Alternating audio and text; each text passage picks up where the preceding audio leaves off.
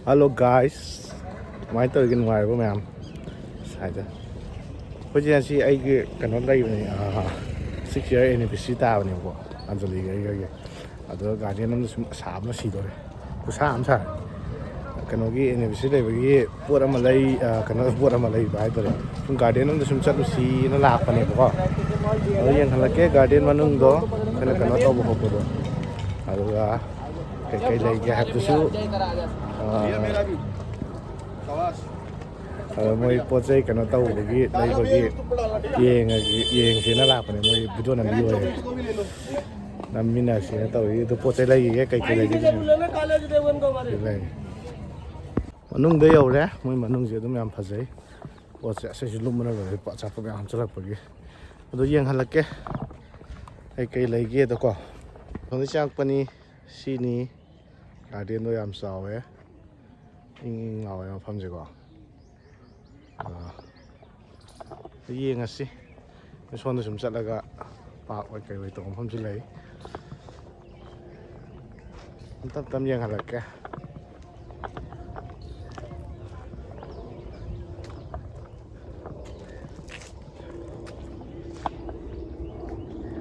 hojik yamna sagat le da hojik auto tong si dawi sa da si ma pham ji yaura kan da khari ing boi ning phadi phajai moi ma pham je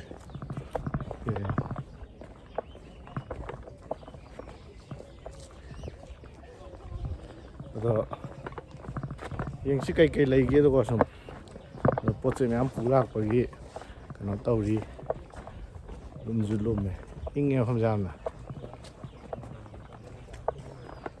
Like if we visit in around January and February, like this will be a great place. Yeah, this one is ready to get see.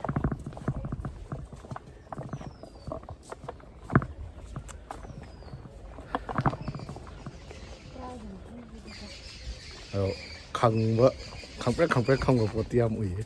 Kopal sang talak pani. Yung sudah tabak. Boy tu ni he. Yang halaknya back camera lagi.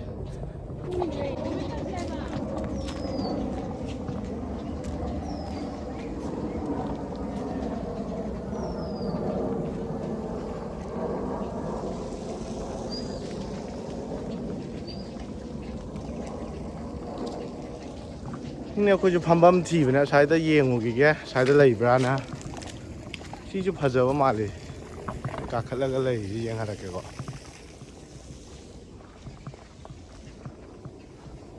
Pajawa di sini memang gitu, masih lagi ya.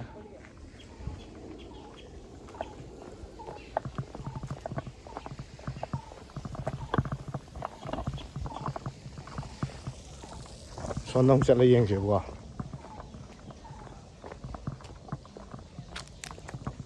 Kopal sang tu ni jadi kek kau kam lagi tre, mungkin biar pamjan lagi tu nak. Si kakak dik, sum kakak dik pam lagi orang gadro. Pak tu dia sida aja si makha gitu dah ngoi tu mal le. Kau betul fazai. Yang hal ke sum, sahab ni si de. Kena tahu bagi video se, nang kata bos, sama macam je. Kena ngak tu ni na, koi ini saya tu lekang ni, koi pinu pa ngak ni na, video kapal mungkang tu. Ayah tu pemnah le ram mungkin nam tak tahu ni. Ada koi pam tu kakak lagi jadi pam le, aku sama saya. Aku bisa yang lagi, sih kan pamisa aja aku yang pasai yo. Sih matu sih yang lagi. Duga ada pak takum nak tahu lagi. Aku mang yo. Dua ada mai ke. Sini aku nak lagi, aku bisa. Sih macam jadi pasai. Sih kata ni, jadi mau pindu palai tu je. Atau ija aku, kona dari bami je.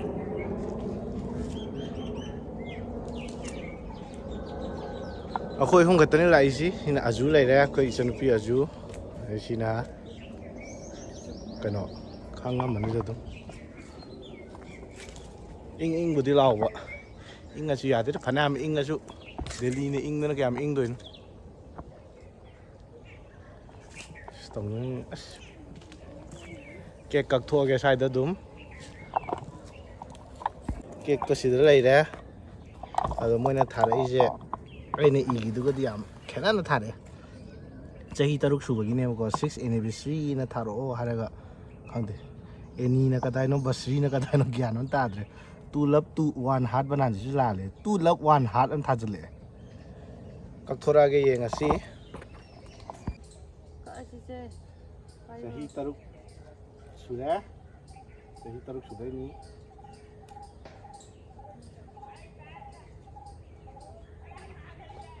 ꯌꯥꯝ ꯁꯝꯅ ꯇꯧꯔꯦ ꯉꯁꯤꯗꯤ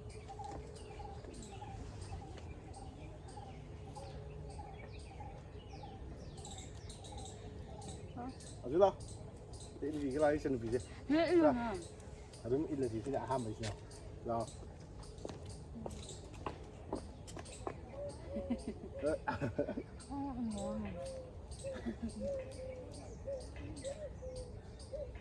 Thank you.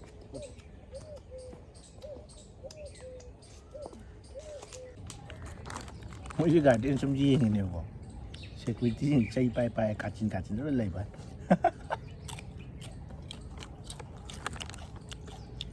Có bao lại gì không? Kachin là cái răng này gì?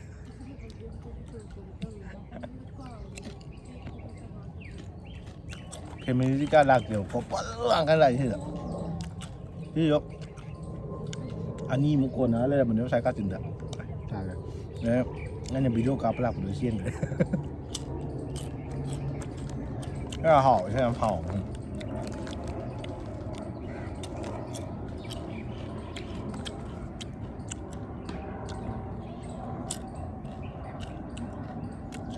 Hạ nó gì đó. Phục ninh rồi. Square lên nè. Hả?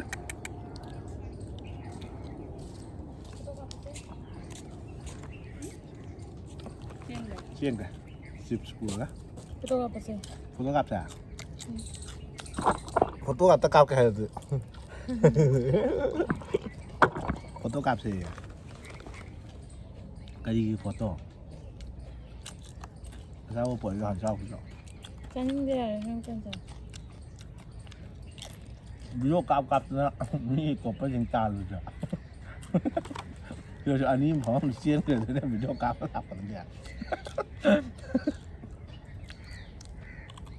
Lipstick ko kinina hancari.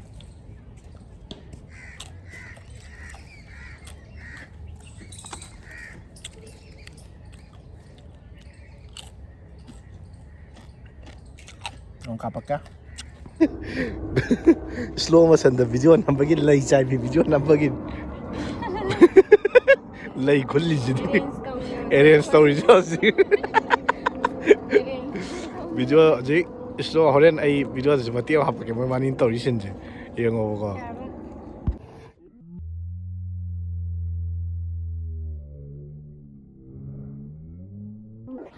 Photo kan kapingai da koi ke ma yongchak manam nambi lay yam lay da sai da hawra male as nam thi ba do ai di mayang su yongchak cha ra bra sin ai di u ke tawi phabudi am phajaba sing pham che sida kapini ba sigi lay ango yam hawi je sida kapani ba ai yongchak manam ngau ri ba khong bra inga la ke to pom phong sin la ge si hon sai de khona ko lay ra duga sai da kai kai lay ge ha ba du yeng halak ke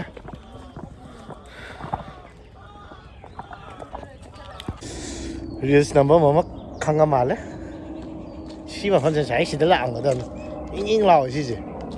As. À chú cái gì mà. Xí làm cái đó. Nó ham là bớt xí mi phàm mồi được đấy, tôi kia nó quan trọng ít.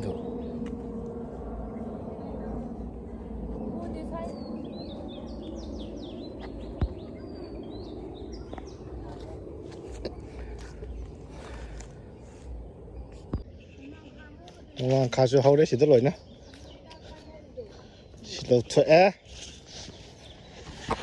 여기 에스 카메라 락이 좀 아따빠티 아따빠 타베 아마가 빌어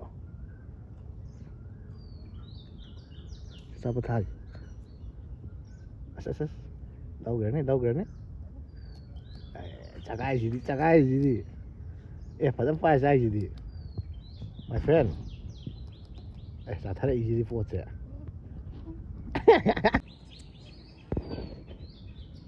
Sao thế này? Sao tàn thô pi cái mu? Ama cái piros, mai cũng thabi. Ơi.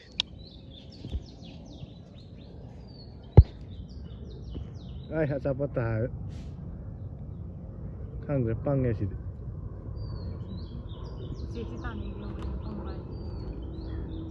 Chiếc sinh với hết rồi đó mọi người. Park ta lạc nung budi nungai, park ta lạc phải có. Siêu cần nó sao siêu mà làm gì ra? Sao chẳng có tiền cái thà cái?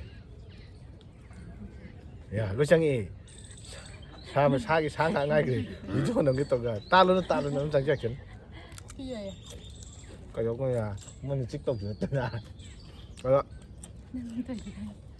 Tăng in mà tại mình đuổi đi phở rồi bạn. Dạ. In mà tại mình đi lấy sạt rồi. Lấy sạt rồi số. Phải ra rồi bạn. Cái đó chẳng như làm gì đi. Cái đó. Sạt rồi nhá. Photo cặp đó. Chỉ lại cái lần là ta. Tao đi gian mấy năm ta thì tao đi. Mama mà sai.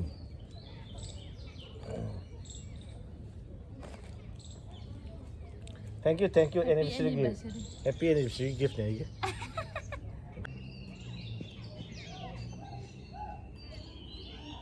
Lâu rồi.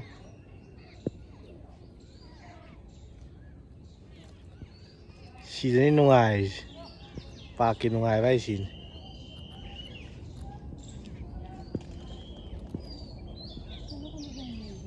Tàn bao đấy á. Ôi giời, coi chúng thuốc nó bắt tao rồi kìa. Mang cái rồi. Pung tao lùi bên này gì kìa. Pung tao hết liền tu này. Pung tao tàn tôi đây vậy. Cái mới tàn bao đấy á. Ác khổ chứ. Chết lâu rồi. Anh chết lâu rồi kìa. Người ta tao.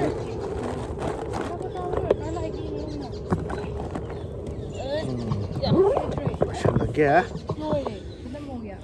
खत्म हो गया भाई कोई बना दूं खम मोटा ना सट लगे थो गया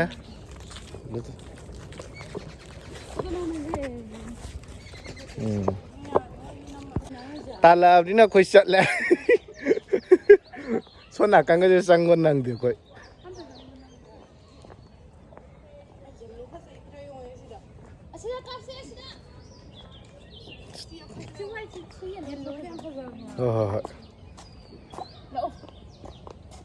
mỗi cái shit của ta thì kỳ bao nhiêu vậy video ấy phải làm bấm lão phong không thì ai gì sang cái này cái này rồi đấy không đuổi làm vậy tụi mình làm thâu làm này mỗi cái của ta chỉ cái của ta nó chỉ third class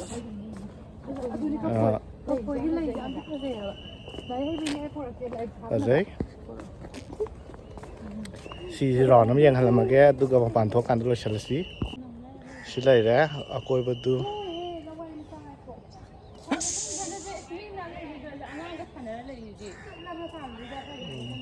cô kia là thôi là phần nhiều à the sister ơi mới cái nó cái photo shoot tao lấy làm này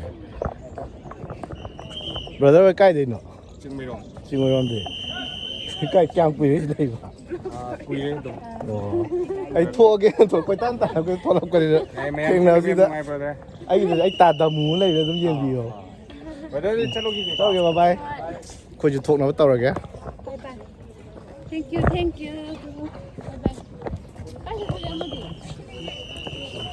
sister bye sister lo slow cái chợ khơi ai gì xin tụi bọn lo ngang cái lo